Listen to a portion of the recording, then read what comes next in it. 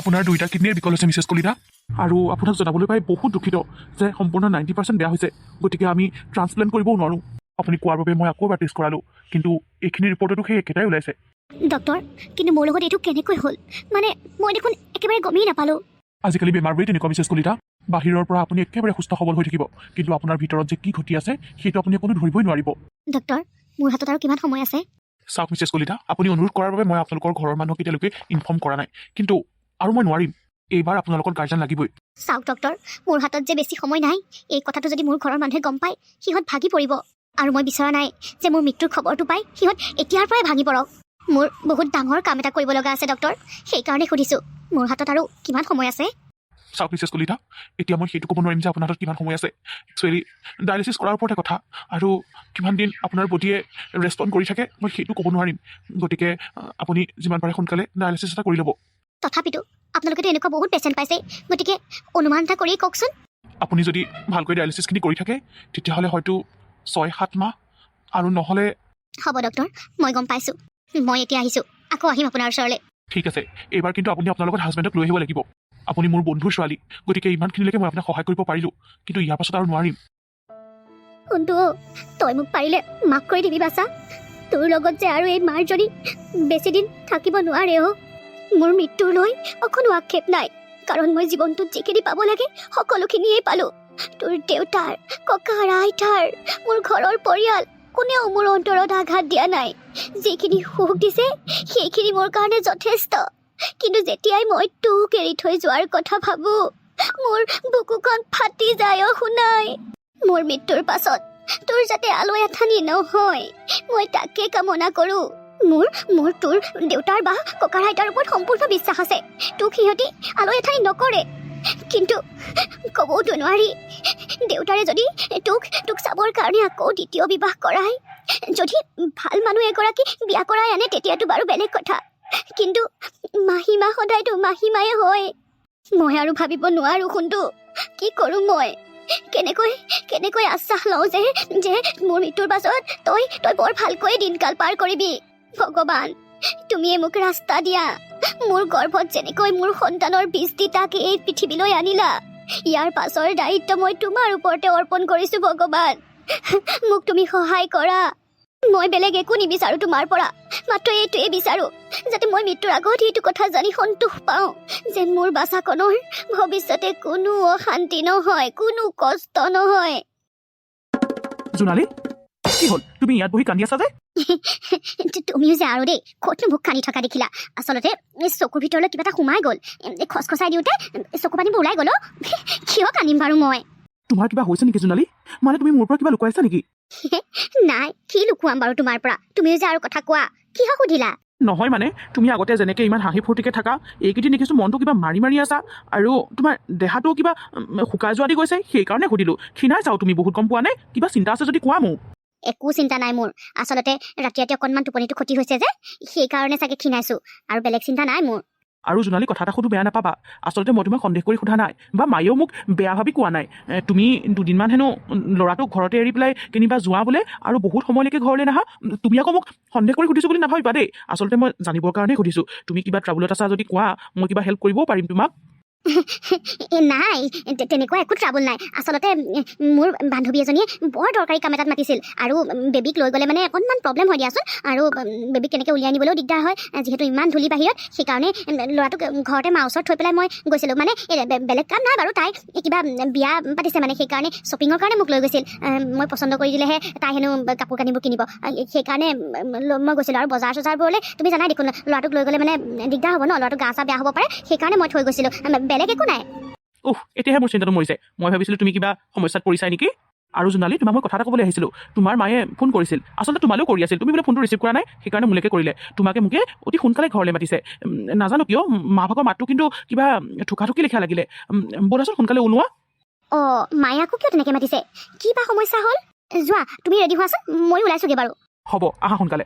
তোমালোকে মোক ক্ষমা কৰি দিবা তোমালোকৰ পৰা মই মোৰ দেহত হৈ থকা ৰোগটোৰ কথা লুকুৱাই ৰাখিছোঁ আৰু পৰাপক্ষত মই মোৰ মৃত্যুৰ সময়লৈকে লুকুৱাই ৰাখিবলৈ চেষ্টা কৰিম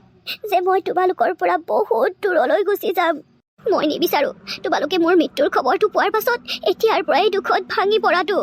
বৰ কষ্ট হ'ব তোমালোকৰ মই জানো আৰু সেইকাৰণেই মই মোৰ মৃত্যুৰ কথা তোমালোকক আগতীয়াকৈ জানিবলৈ নিদিম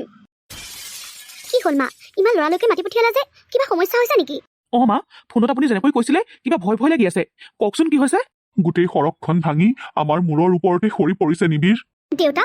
কি হৈছেনো খোলাখুলিকৈ কওকচোন আমাৰ ভৰিৰ তলৰ মাটিকণো নাইকিয়া হৈ গ'ল জোনালী আচলতে হৈছে কি আমাক খোলাখুলিকৈ কোৱাচোন মা ভগৱানে পৰীক্ষা লৈছে আমাৰ ভাবিছে ইহঁতকে সমস্ত দুখখিনি দি দিওঁ চাওচোন কি কৰিব পাৰে ইহঁতে জোৱাইটোক হেৰুৱা আজি ছমাহ হোৱাই নাই সেই দুখটো মনৰ পৰা যোৱাই নাই আকৌ এটা দুখ দিলে কি হ'ল মা খোলাখুলিকৈ কোৱাচোন ইমান ঘূৰাই পকাই কৈছা মোৰ ভয়হে লাগিছে তোৰ বিধৱা ভনীয়েৰক শাহুৱেকে আহি আমাৰ ঘৰত চমজাই থৈ গৈছেহি আৰু তাইক সিহঁতৰ ঘৰলৈ পঠিয়াবলৈ মানা কৰি থৈ গৈছে একেবাৰে থৈ গৈছে ইয়াত বোলে কি সিহঁতে এনেকুৱা কৰিছে কিন্তু কিয় দেউতা সেইখন ঘৰত ৰূপালীৰ সম্পূৰ্ণ অধিকাৰ আছে সিহঁতে এনেকে তাইক থৈ যাওঁ বুলিলে থৈ যাব নোৱাৰে নহয় আমিও কৈছিলো সেইবোৰ কথা কিন্তু সিহঁতে এইবোৰ একো শুনিব নিবিচাৰে সিহঁতৰ ল'ৰাৰ মৃত্যুৰ কাৰণে আমাৰ ছোৱালীকে জগৰীয়া কৰিছে আৰু কৈছে সিহঁতে সিহঁতৰ ল'ৰাটোকতো হেৰুৱালেই আৰু আমাৰ ছোৱালীক সিহঁতে পোহপাল দি খুৱাই বুৱাই ৰাখিব নোৱাৰে হেনো অঁ আৰু সিহঁতে আমাক ধমকিও দি থৈ গৈছে যদি আমি এইবোৰ কথা নেমানি আমাৰ ছোৱালীক পুনৰ সিহঁতৰ ঘৰত থৈ আহিবলৈ যাওঁ তেতিয়া হেনো আমি আমাৰ ছোৱালীৰ মৰা মুখ দেখিম পিছে তোমালোকে এতিয়া কি কৰিম বুলি ভাবিছা দেউতা কি কৰিম আৰু ঘৰৰ ছোৱালী ঘৰলৈকে উভতি আহিছে থাকক আৰু ইয়াতে মাক বাপেকৰ লগত তাইকতো আমি আৰু মৰিবলৈ সেইখন ঘৰলৈ পঠিয়াই দিব নোৱাৰোঁ মোৰ তাইৰ জীৱনটোৰ কথা ভাবিহে বেয়া লাগিছে অ' জোনালী বিয়া হৈ যোৱা মাত্ৰ 7 মাহ হৈছিলহে তাৰ পাছতেই তাই বিধৱাৰ পোছাকযোৰ পিন্ধিলে জীৱনটোত তাই সুখ বুলিবলৈ একোৱেই নাপালে হ'ব দিয়ক মা আপুনি এইবোৰ চিন্তা কৰি নাথাকিব আমি আছো নহয় তাইৰ লগত তাই সেইখন ঘৰত থকা হ'লে নিশ্চয় নৰকত থকাৰ দৰে থাকিলহেঁতেন এতিয়া অন্ততঃ সেই নৰকৰ পৰা তাই উদ্ধাৰ হৈ আহিছে তাই সেইখন ঘৰত যিমান দুখত দিনবোৰ পাৰ কৰিলহেঁতেন মোৰ বিশ্বাস মা তাই এতিয়া আমাৰ মাজত বহুত সুখেৰেই দিনবোৰ পাৰ কৰিব আমি সেইটোকে বিচাৰোঁ নিবিৰ তাইৰ জীৱনৰ যিবোৰ দুখ আছিল সেই সকলোবোৰ দুখ আঁতৰি এতিয়া তাইৰ জীৱনটোৰ সুখৰ হওক যেন তুমি চিন্তা নকৰিবা দেউতা এতিয়া সেইটোৱেই হ'ব চাবা তাইৰ জীৱনটো সুখেৰে ভৰি পৰিব তাইৰ জীৱনত যিবোৰ অন্ধকাৰ আছিল সেই সকলো অন্ধকাৰ আঁতৰ হৈ যাব অঁ এইজনী জোনমণি দেখোন তাই ডক্টৰৰ ওচৰলৈ আহিছে আৰু মোকো কোৱা নাছিল দেখোন তাই হস্পিটেল আহিব লগা আছে বুলি কিয় আহিছে বাৰু তাই হস্পিটেললৈ তাৰমানে মায়ে যে মোক কৈছিল জোনমণি ক'ৰবালৈ ওলাই যায় বুলি আৰু তাই যে মোক কৈছিল বান্ধৱীৰ বিয়াৰ কাৰণে বজাৰ কৰিবলৈ আহিছিল বুলি এইবোৰ সকলোবোৰ মিছা আছিল তাই মানে ডক্টৰৰ ওচৰলৈকে আহে কিন্তু কিয় নাই মই এতিয়াই তাইৰ সন্মুখলৈ নাযাওঁ কাৰণ তাই সন্মুখলৈ গ'লে মানে কিবা মিছা কথা কৈ দিব গতিকে মই ডক্টৰকে সুধিব লাগিব চোৱা জোনমণি তোমাক মই মোৰ পেচেণ্ট নহয় মোৰ ছোৱালী হিচাপে কৈছোঁ যিহেতু তুমি মোৰ বন্ধুৰ ছোৱালী হয় তুমি এইবোৰ যি কৰিছা ভাল কৰা নাই জানো খুৰা মই ভাল কাম কৰা নাই কিন্তু মই যে নিৰূপায় যিমান সময় উকলি গ'ল তুমি ইতিমধ্যে 2টা ডায়েলিচিছ কৰিব লাগিছিল কিন্তু তুমি এটা ডায়েলিচিছ কৰিবলৈ নাহিলা কিয় কৰিছা এনেকুৱা জোনমণি তোমাৰ দেহাটোৰ লগত খুৰা যিকেইটা দিন থাকোঁ মই এনেকেই থাকোঁ দিয়ক ডায়েলিচিছ কৰিলে মোৰ ঘৰৰ মানুহে সকলো গম পাই যাব সেইকাৰণে মই নাই কৰা আজি নহ'লেও কাইলৈ মৰিমেই যেতিয়া এইবোৰনো কৰি কি লাভ মই এতিয়া আহিছোঁ খুৰা মোৰ বহুত ডাঙৰ কাম এটা কৰিবলগীয়া আছে এক্সকিউজ মি ছাৰ য়েছ কিবা ক'ব ছাৰ মানে এতিয়া যে আপোনাৰ লগত কথা পাতি আছিলে মানুহগৰাকী তেখেতে আপোনাৰ লগত কি কথা পাতিলে মানে তেখেত ইয়ালৈ কিয় আহিছিল বাৰু আপোনাক তেখেতৰ কথা কিয় লাগে আচলতে তেখেত মোৰ ৱাইফ হয় মানে তেখেতে মোক কোৱাও নাছিল যে হস্পিটেল আহিব লগা আছে বুলি আৰু মই বিশেষ কাম এটাত হস্পিটেললৈ আহি পেলাইহে তেখেতক দেখিলোঁ সেইকাৰণে বোলো কিনো হৈছে কি কথা আপোনাকে বোলো সোধোচোন কি হৈছে তেখেতৰ ভগৱানে অৱশেষত মোৰ প্ৰাৰ্থনা শুনিলে ময়ো বিচৰা নাছিলোঁ যে মোৰ পেচেণ্ট এগৰাকীয়ে একো ট্ৰিটমেণ্ট নোপোৱাকৈয়ে মৃত্যুক আঁকোৱালি লোৱাটো ডক্টৰ যদি বেয়া নাপায় কওকচোন কিয় আহিছিল তেখেত ইয়ালৈ ডক্টৰে জোনমণিৰ হাজবেণ্ড নিবিৰক সকলোখিনি কথাই খুলি ক'লে এইবোৰ আপুনি কি কৈছে ছাৰ নাই ই অসম্ভৱ মই কোনোপধ্যে এইটো কথা বিশ্বাস কৰিব নোৱাৰোঁ আপুনি বিশ্বাস কৰিলেও নকৰিলেও এয়াই সত্য মিষ্টাৰ কলিতা তেখেতক মই কোনো পৰ্যায়ে ডায়েলিচিছৰ কাৰণে ৰাজি কৰিব পৰা নাই যদি ডায়েলিচিছ কৰা হয় তেন্তে তেওঁ 2 দিনমান বেছিকৈ জীয়াই থাকিব কি হৈ গ'ল জোনমণি এইবোৰ এজাক ধুমুহাই দেখোন আমাৰ এই সুখৰ সংসাৰখন থান বান কৰি থৈ গ'ল কি হ'ব আমাৰ এতিয়া আমাৰ 3মহীয়া ল'ৰাটোৰ কি হ'ব মোৰ হাতত আৰু বেছি সময় নাই গতিকে মৃত্যুৰ আগে মই এইটো কাম যেনে তেনে হ'লেও কৰি থৈ যাবই লাগিব তুমি কিয় এনেকুৱা কৰিলা জোনমণি নিবিৰ কি হ'ল মই কি কৰিলোঁ আৰু তুমি কান্দিছা যে ইমান ডাঙৰ কথা এটা আমাৰ পৰা কিয় লুকুৱাই ৰাখিলা জোনমণি কিয় তুমি এইবোৰ কি কৈছা নিবিৰ মই একো বুজি পোৱা নাই